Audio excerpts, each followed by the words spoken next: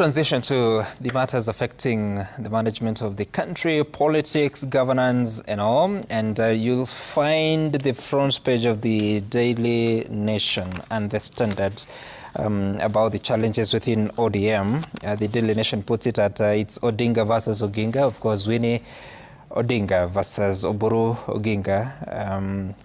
There are a few interesting things that were said there. We'll be listening to some of them. But also you look at the ODM, rift explodes is on the Standard on what Winnie Odinga is said to have stormed that meeting in Kibra and said a few things, including Hata Tishwa. And as we look into that, I want us to listen to the rally that was at the Kibra area, led by Winnie Odinga, that is yesterday.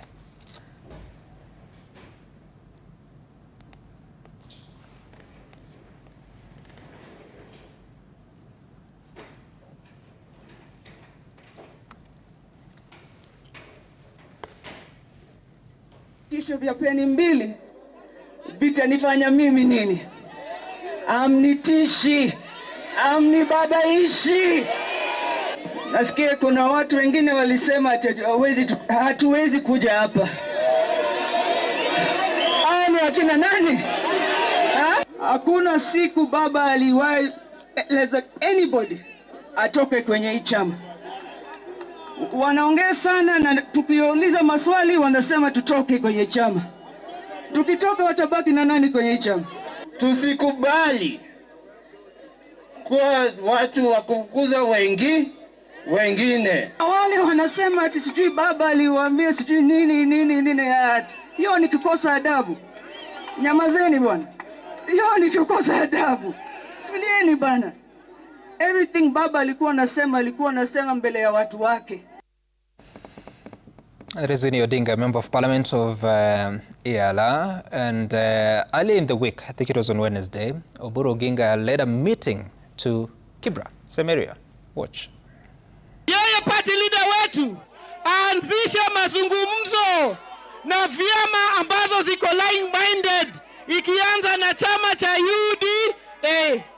NDC ifanywe Nairobi, sauti ya wana ODM isikike kama wanataka kwenda upande hii ama upande wa Oburu Odinga. Na sisi lazima tuendelee pamoja, na hatuna nia ya kufukuza mtu yoyote kwa chama.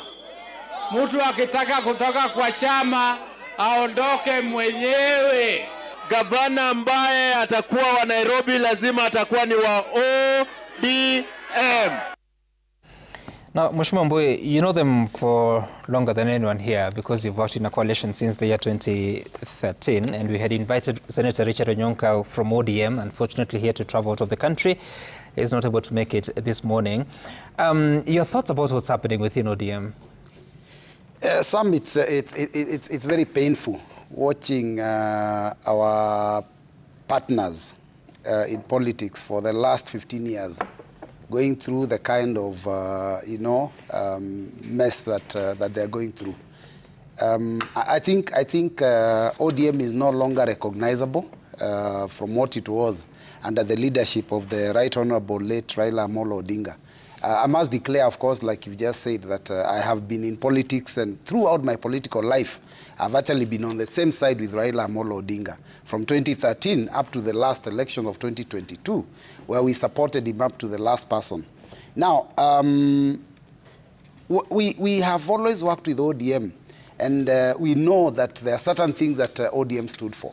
And one of them basically was always, Raila always stood in defense of the common mwananchi. He always made sure that, the government is held to account so that there are no excesses, and that the citizens of the country can feel that there is, there are people that are defending them. And I'll tell you, even when he said that they will get into some kind of partnership with UDA, it was very clear, and Raila was very, very clear, it was not a coalition. They were not joining hands to work together. They were only going to share some certain common interests. One which he talked about was the fact that at the time of the purported handshake, the government, I mean, the country was actually going through some serious turmoil. That is the time when our young generation, the Gen Zs, were out in the streets protesting, the draconian, tax laws that this regime had brought. And so Raila, in his wisdom, felt that maybe the country would collapse at that time, and it would take a longer time to rebuild. So that's why he said, let us cool the temperatures, and he agreed to support certain aspects of this regime by also providing, and I think that is known by everyone, certain members of his party to go and be on the inside to make sure that there are no excesses. Unfortunately, there was a 10-point agenda that was also discussed that has been ignored completely. And upon his demise now, what we are seeing is people rushing to inherit his base and fight for the people that he was defending. But none of them seems to be speaking for the people. Every one of them, when you listen to them in the rallies, they are talking about themselves. They are talking about their future, political future. Nothing about the common mwananchi. And I think that's why I am very happy when I see his daughter and son. Who is rushing to inherit? The team that quickly, even before Baba had been laid to rest, there was a team that had taken over the party. I don't even need to name names. Before he was 6 feet under, there are people who had already taken over the party. Which team? I mean, it's Monday. Let's speak clearly. There are two teams. There are two teams. Yeah. The progressive forces of ODM, and then the draconian forces that rushed to inherit Baba's position before they even buried him. It's a pity. And that's why if you listen to what they keep saying, whoever doesn't want to be here can go. I mean, now they've even gone to the point where they want to chase away members of that political party. And that's why I'm saying I am really in support, and I'm very happy about what the Raila's two children have done, Junior and Winnie, to come out and say this is not what our father stood for. And we support them because Kenyans know what Raila stood for. This clamor for 2027 and to be part of, I don't know what, bread-based kind of arrangement, and to keep talking about, positions to be shared, that was not Raila. And so they're messing up the party. And that's why you saw even in Kakamega, the party leader ends up going to two parallel functions, and goes to one and participates, goes to the other and tries, through in a very veiled manner to attack the previous meeting. So I think they're messing up this party. Okay. Maybe it's a high time that they did proper elections so that the Babu Owinos, the Edwin Sifunas and the Winnie Odingas can take over this party and move it to the next position. You speak with a lot of certainty. How sure they would win? They will. The people will be with them. We know those that are with the people because Baba was with the people, and those that are with the system for their own personal benefits. System? Yes, the system. What system? The system is UDA. Currently. Okay. Yes. Yeah. There are those that are fighting to be inside so that they are saying it's their turn to eat. So they are fighting to be on the inside. And so those are the teams. That's a team that is not speaking on behalf of the common mwananchi. Baba, even up to the last day, he was saying, and remember the last speech that Baba gave, I think, in Agal Hotel. He said, who told you that we will not field our own candidate in 2027? But there are those forces that we can see are completely already bought and ready to sacrifice the party at the altar of another political party. Let's listen to what the leadership said after a meeting at the coast. I believe it was on Monday, on what exactly they will do moving into the future of 2027. Niliitwa huko Butere, na nilipoitwa huko mimi nilienda huko kukula kidogo lunch, breakfast. Mimi nilikuwa na waziri Oparanya, nilimleta hapa akuje aseme ya kwamba sisi tunataka Kakamega moja. Kakamega is the indivisible capital of Western region. The meeting expressed the intention to initiate structured negotiations with different political formations, beginning with the United Democratic Alliance. Concurrently, consultations with party members will proceed, culminating in the National Delegates Convention. We want to say that we totally agree and support the resolution to begin negotiations with the UDA party for the sake of concluding a pre-election agreement for 2027. I want to thank our party leader, Oburu Odinga, and the whole team in the Central Committee for now giving us our way forward as a party that indeed we will respect. And Baba used to say, even if you don't like the decision, it has been done by an organ of the party. Chama inaenda kutumia structures kuengage chama ya UDA, ODM inaenda kuengage chama ya UDA kwa kukuwa na mazungumzo wakiangalia vile tutatengeneza serikali sisi wote 2027. We are going to go as per the resolution of the Central Committee and negotiate with sitting government, because we will be part and parcel of the next government. Na wale wajaridhika ama wapendi ya mapendekezo, ni vyema pia vizuri waambiwe ukweli wakati huu, wajiondoe. Gari letu limeondoka. So I know Secretary General Sifuna was not in Mombasa, I've seen. But I want to request him, we are the ones who put you there. Please follow the party line. What we call for is a resolution or an agreement, a pre-election pact that respects the wishes of the supporters of ODM nationwide. All right, so a decision was reached by the Central Management Committee on Monday, and thereafter the members of Parliament, I think they were in Nairobi, they were responding in support of the resolution, and they're also having a few things to say to their Secretary General and others. Gladys, boss, so ODM is ready for a pact with UDA. So how far is that? I think that is not my place to divulge. Yeah. But what is happening, as you see with ODM, that is only natural. It's bound to happen. Mm-hmm. The party leader, who has been and the founder of the party, who has managed the party all these years, has rested. So of course there'll be some jostling in any party in order to agree on the way forward. And I think they are perfectly in order, because our law allows, the Political Parties Act allows for people to enter into coalitions. And the ODM is in their full right to make that decision. And they have a party constitution. The party constitution clearly states what steps you need to undertake in order to join a coalition or to reach any particular decision. And I think that is... I will leave it at that. That's the place you don't know of the workings within the UDA party in entertaining a coalition Even when there's discussions like that, I'm not going to discuss it on national TV. So, are you aware or not? That's what I'm trying to find out. I will not answer that question. You will not answer. Mheshimiwa Mudhende, you also come from UDA. Are you aware of any plans? Not at the moment. I'm still new within the party, but I would welcome any negotiations that will take this Kenya forward. I must say that it's really unfortunate, but like my colleague said, it's understandable, because ODM has found itself in unfamiliar territory. We had a leader who was revered, that his decisions, were taken and respected, but now they are in a space where they feel they can express themselves, which is good. But I mean, the children, I must say, they are very lucky, to have a big name. Some of us, it's our parents who introduce themselves using our names. They have a big name and they need to respect that. They need to respect elders.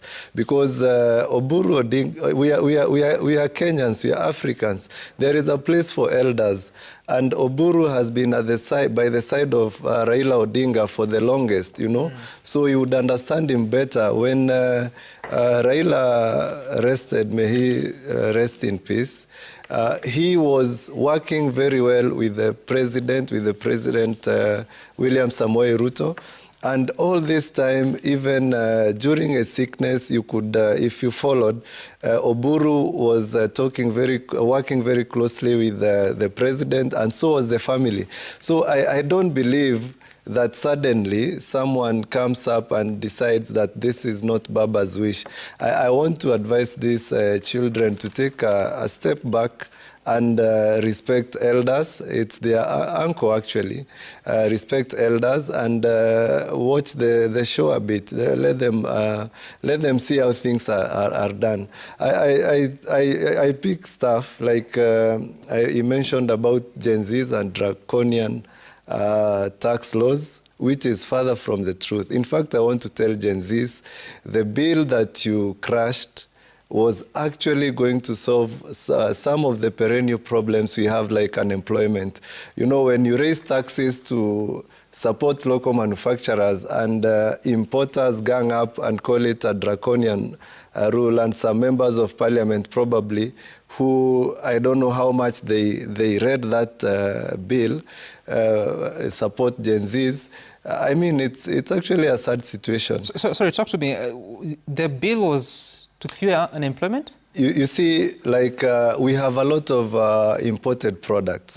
So when you increase taxes on imported products, you are not just going for money from people's pockets. You are also giving room for local manufacturers to compete, because you have a case like she mentioned, school uniform. So we have a whole industry that we can build, but you have mitumba importers. Anytime you touch on mitumba importation, you don't consider the bigger picture. So I remember there was also sanitary towels. We don't need a company that can manufacture. It's called contract manufacturing. We have sanitary towel manufacturers here, because I remember that was picked. And all these guys needed to do, just go to the local manufacturers, they produce in your brand name, and you can maintain your prices. That was the whole essence of increasing some of these costs. So you're saying the Gen Z pricing in 2024 was ill-advised? I said the tax bill was not draconian. You were okay with the bill as it was? Absolutely. Taxing bread was okay with you? In fact, I'm discussing with some parties, because we actually need to increase import costs so that we can... Mheshimiwa, I'm asking you. Yeah. Taxing bread was okay with you? Taxing? Bread. Taxing... Bread. No, I'm talking about and remember, I don't want to say whether taxing bread is but that's okay the bill or not. That the Gen Z I'm talking of calling it draconian. Some parts of that bill are very okay. And I've talked about importation in particular, so that Mheshimiwa, you might be accused of guilt-tripping the young people of this country, because there are issues in that bill, from the motor vehicle tax. Yes. Which eventually was dropped by Parliament on account that you're not taxing an income. A motor vehicle is not an income. Agreed. There's the question of the motor vehicle tax. I've picked one part of the bill. There was eco-levy. I've picked one part of the bill. Yeah. That actually increased import costs, import duties and import taxes on some products. So I picked on that part, and I said it was not draconian. Okay. So maybe some parts of it had issues and there was public participation, some were picked up, but to call it draconian is an overstatement. Yes. All right. Now, at the same time, there was a meeting that happened in Sagana. President William Ruto was attending the grassroots meeting for UDA party in the Mount Kenya region. Let's listen to the voices there. Mimi nimepangana na mtu anafikiria ati ataharibu urafiki mimi nimejenga pamoja na nyinyi. Huyo ni mtu anaota ndoto ya mchana. Mimi siwachani na nyinyi. Muanze kujipanga. Na mimi sio mtu ambaye nimeharibu nafasi yenu. Mimi sijaharibu kura zenu. Mimi sijaharibu nafasi mmenipatia. Yale mambo yote nimesema hapa mnaweza kudhibitisha. Miradi tumefanya pamoja. Ati alafu ati mtu akuje hapo aseme Kasongo one time must go, ati ndio urafiki yetu iharibike. Hiyo ni kuota ndoto ya mchana. Hapa ni nyumbani. Hapa ni kwako. Na hapa tuko karibu, tumekukaribisha. rais, yale mambo yamebaki Nyeri, ukikamilisha mimi nitasema 2 term. Watu wa mlima ndio hawa, wale ambao unaambiwa ya kwamba they are not supporting the government, sijui ni akina nani. All right. You must take note of the dressing of the president. He has a yellow suit. Yes. And a kofia that is not very yellow. It looks tangerine, or is it ODM? Or is it orange, rather? Mheshimiwa Mbui, your thoughts about the reorganization that we are seeing, especially UDA's meeting in Sagana. And some have said that it shows that the president really still got support. But how are you reading it yourself? My problem with the president is that this is a perennial campaigner. I don't know. I'm trying to look for good words to use because Wamudende here seems to be, getting, quite agitated with my language. When I talked about draconian laws, they were draconian, and I'm shocked. Wamudende, maybe I can advise you: don't just defend the government blindly. It can cost you your political career. Because, some of the comments you've made against Gen Zs, there's a lot of Gen Z voters in Mbeere North. You have to be careful. Because, yes, they went to the streets and they were justified to go to the streets.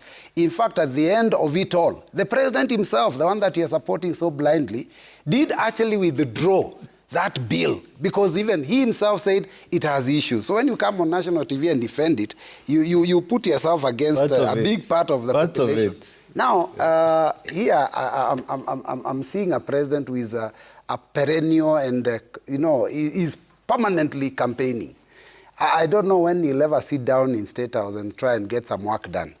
He spent 5 years of his last term as deputy president on top of his fuel guzzlers. 5 years when Uhuru was trying to run the country, campaigning. He has started again. And in fact, he didn't start now. And some, my problem with this regime is they believe that the next election is the most important thing.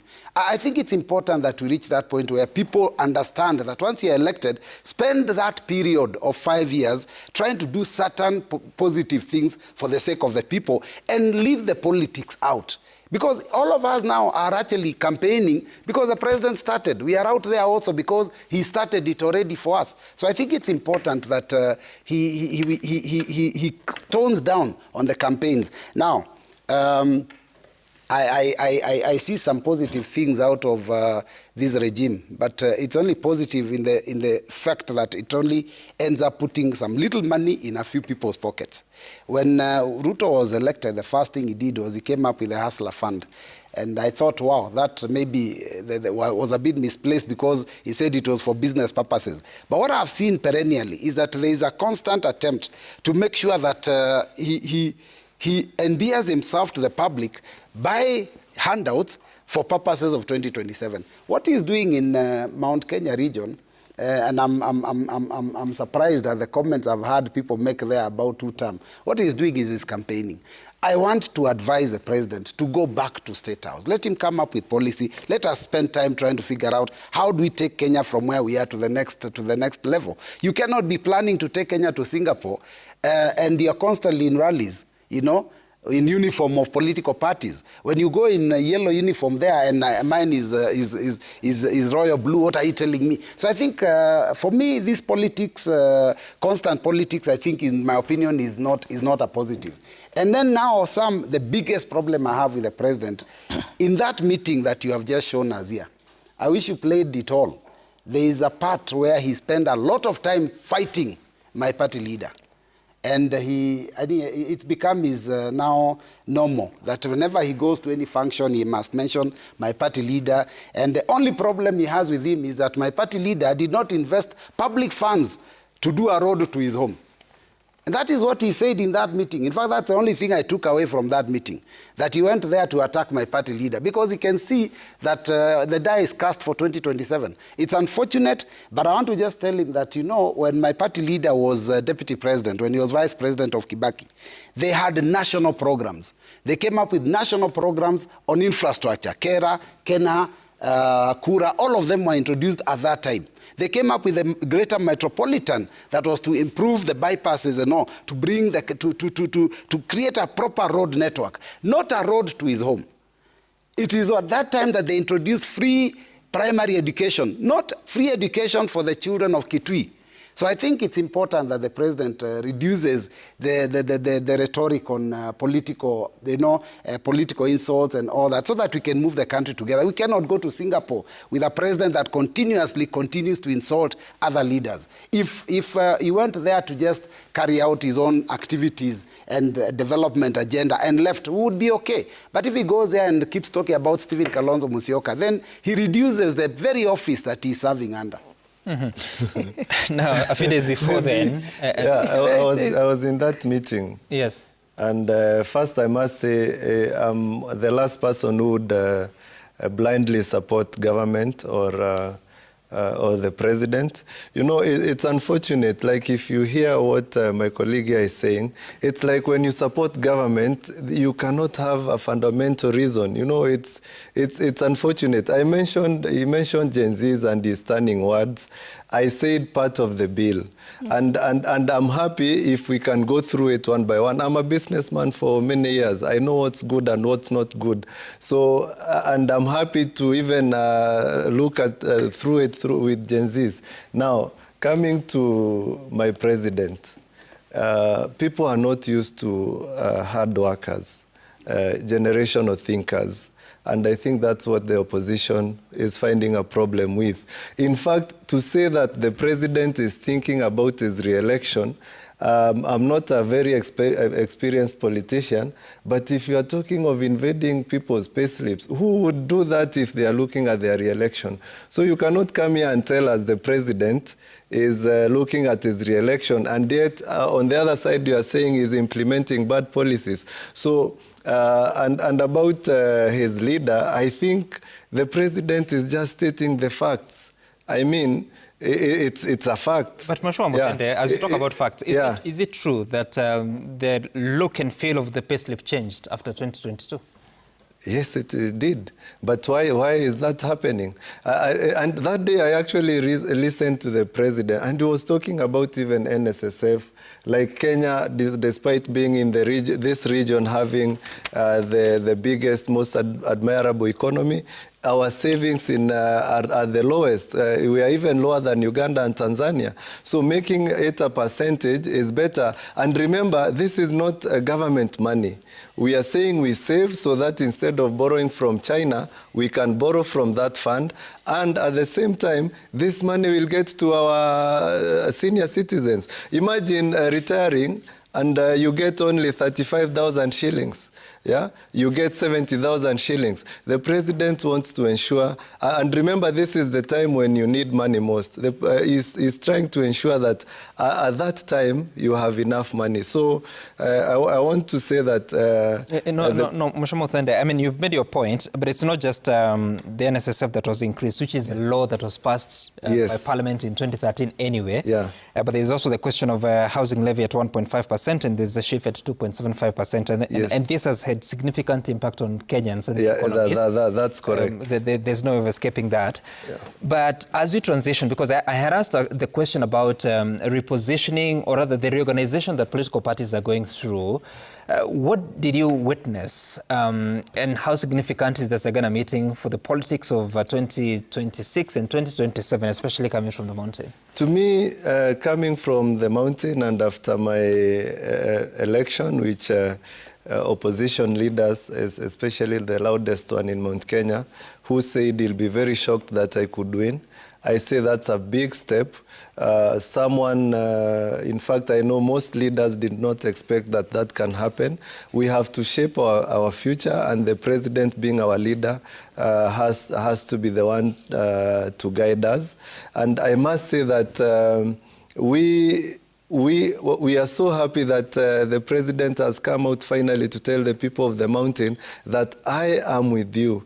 The fact that someone decided to move or to to exit doesn't mean that I'm not with you, because we had the president for the longest time. I know he mentioned that he was campaigning, but he loved, he's someone who is in touch with the people. He was in Mount Kenya for the longest. He built a relationship with the people directly. In fact, I want to challenge Kenyans. The question should be who made who? Because when someone goes around saying he campaigned for the president, we did not know who the deputy president would be. And we had already made a decision to elect the president. So the president is just stating the mere facts that I made a relationship with you. It has not broken. There is no development agenda for Mount Kenya that has changed just because one person decides to take care of his own interests or look at his own interests. So this was very significant. And I would urge the president to join us more often, because we've missed him for a long time. It's now time for him to come and tell his people, because we are his people, that I am with you and I will be with you even going forward. All right, let's listen to something else that the party leader of Wiper Party, the party leader of Robert Mbui, said during the week. Kama wao wanaona after all that we did to make our late brother president of the Republic of Kenya, wakiona yule alimnyima Raila hiyo nafasi, their party leader, if indeed they believe in the vision of Raila Odinga, then the first point of call should be united opposition. Leo nataka niulize wana ODM, between huyu Kalonzo na Kasongo, who had shared the values na Raila Odinga? Kalonzo. Yes. Inakuwaje sasa hao waseme eti wanataka waache Kalonzo aliyekuwa na baba for 15 years? Okay, Gladys Boss, what do you make of all this that we're witnessing, and what more shall we expect in 2026? Okay, just let me explain to you about what's happening at UDA. First of all, one of the ways of building a democratic country is to have strong political parties. Yeah. So, first of all, what is happening in UDA, what happened in Sagana has happened across the country. There's been grassroots sensitization campaigns throughout, forums, or that's what we call them.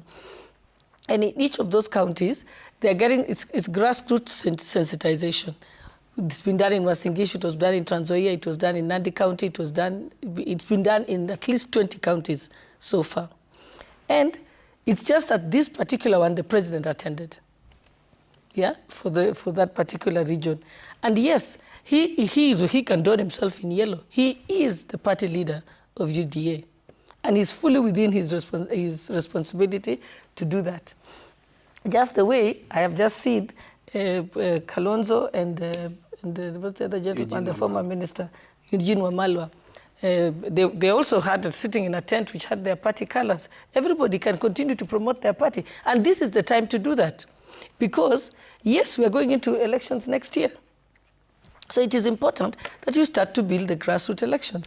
And just because the president attends that function doesn't mean that he cannot do it simultaneously with undertaking his duties. He has many duties. He's the commander-in-chief of the armed forces. He's the head of state. Yes, he's the party leader, which is normal. You can't do one job at a time. It's like I am deputy speaker, but I'm also member of parliament for Wasingishu County. So to think that somebody should do one job at a time and so on. And also, it's not within your right to dictate the way the president works. The president, he's fully aware of all his duties. He doesn't miss his cabinet meetings. He consults constantly with his team. The work is going on. I think what people are just not used to is they don't understand William Ruto is a hard worker, extremely focused. And he can be running 10 programs at a time. Everything is on his fingertips, whatever needs to get done. We have meetings with him. He will tell you, he will know that this road needs to be worked on, that needs to get done, etc. And also, as the head of state, it's important that he communicates to the people who elected him. He owes them. He's obligated to, from time to time, be able to speak to them and say, this is where we are going. if any issues have been raised and there's been any rumors, it is his duty to dispel those rumors, and he will do it at whatever forum that he does that. And I think that is correct. Imagine if you have a president who's locked up in State House, doesn't speak to people, people will panic.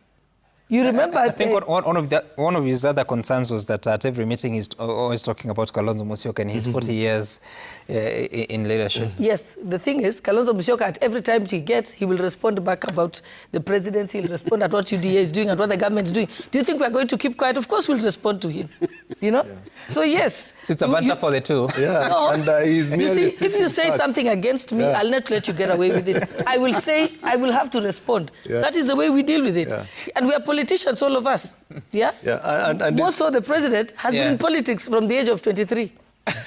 So you cannot just keep quiet. You have to respond back.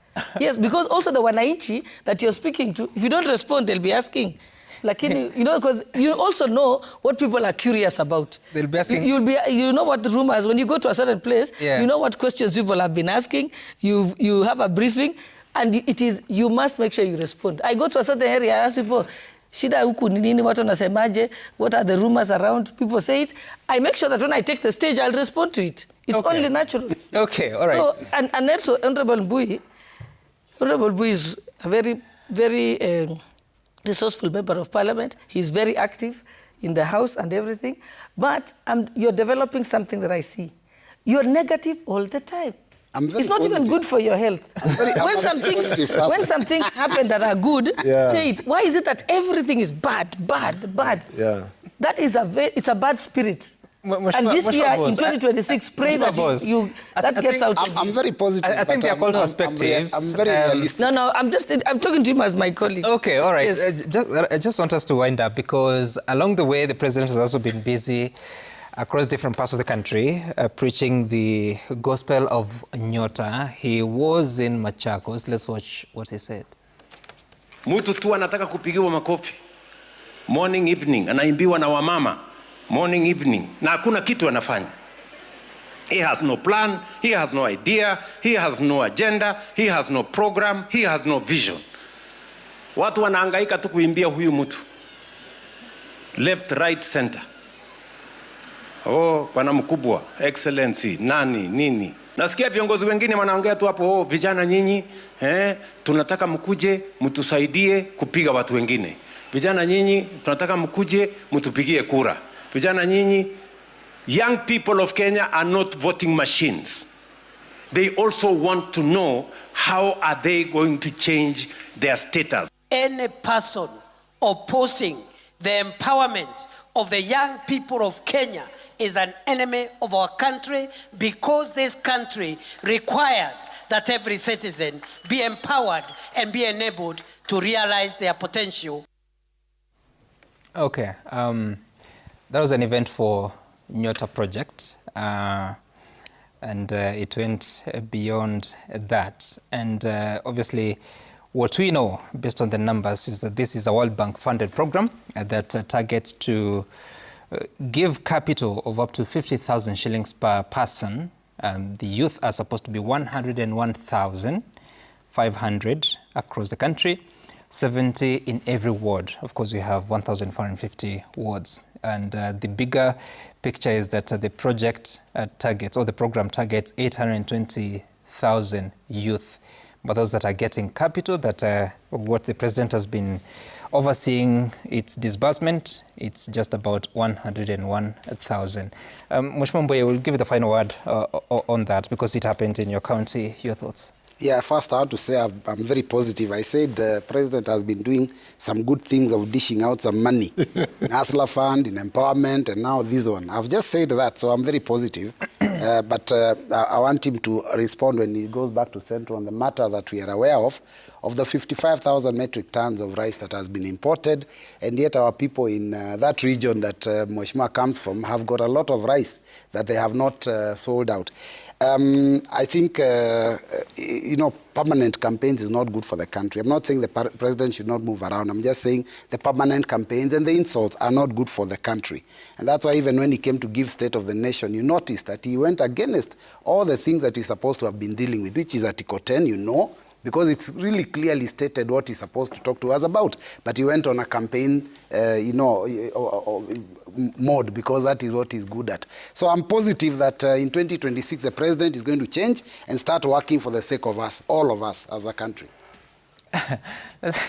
You're positive indeed. Let's take a look at the feedback that has come to us at Citizen TV Kenya. Sam Gitu, the hashtag to use is Citizen DayBreak. This morning, what are your thoughts? Let's take a look at that. Yeah. This is Engineer Lazaro. Discourse in ODM is just normal jostling for positions. It's... Do you mean discourse or discourse? I think it's just a misspelling. Yeah, it's normal supremacy battle between youthful leaders and old guards. Otherwise, they should be very careful with the deadly friendly fire, because friendly fire also kills. Good one. Babu Michael, I strongly feel that the rifts in ODM just got started. There is so much to come. We didn't see such when Raila was alive, and that's why Winnie just said, you can't copy-paste Baba. A very strong message. Just hope for a stronger ODM going forward. Godi Baraza, ODM's infighting isn't organic. It's a calculated scheme with Kenya Kwanza right at the center of fueling divisions to cripple and scuttle the party. This is political sabotage, not democracy. Okilo Mwalimu, parents should learn to appreciate the fact that the education performance of a child is hinged on tripartite efforts.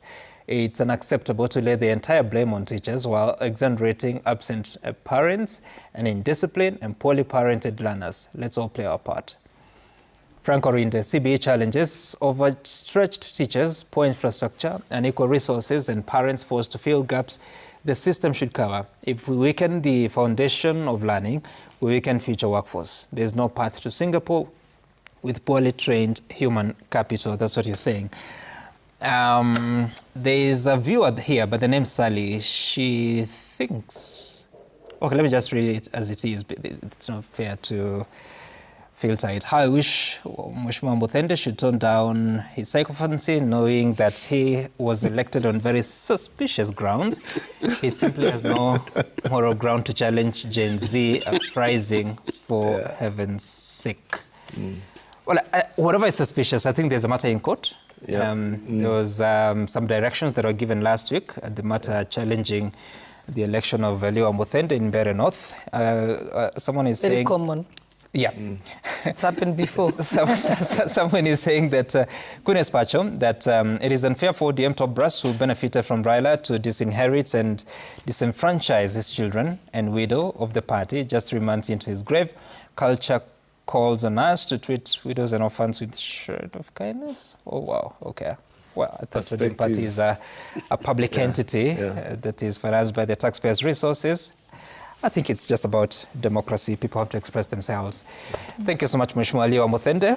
And I was not elected on suspicious grounds. I think it's fair enough. People believe what they hear. The election was declared by the IEBC. It was declared, so it's not there is a lot that people actually who are trying to mangle the elections are now speaking, and they are in the opposition. So people should watch, because people are now talking, leaders are talking, the ones who came to try and disrupt the election. Please try and research more on that election before you cast aspersions. Okay. Yeah. Worry not. There will be a day in court. Mheshimiwa Gladys Boss, thank you so much for making time for us, and also Mheshimiwa Robert Mbui. Up next is Sporty Monday. They'll be here to look at the action of the weekend and, of course, to look at what's happening in the coming days in the different sports sectors. My name is Sam Gituko. See you again some other time. Bye for now.